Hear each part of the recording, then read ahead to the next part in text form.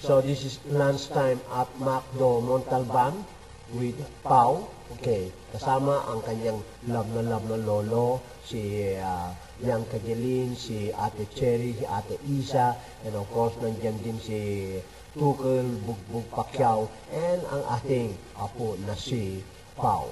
Okay, so while waiting for the orders dito sa McDo Montalban, nagse-selfie po muna itong mga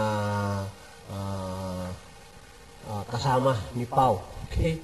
Yan, si Pau. While si Pau ay busy na sa kanyang Sunday. Okay?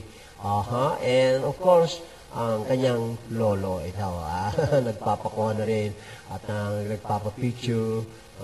Once again, this is lunchtime kasama si Pau dito sa McDo Montalban, now known to be Rodriguez, okay?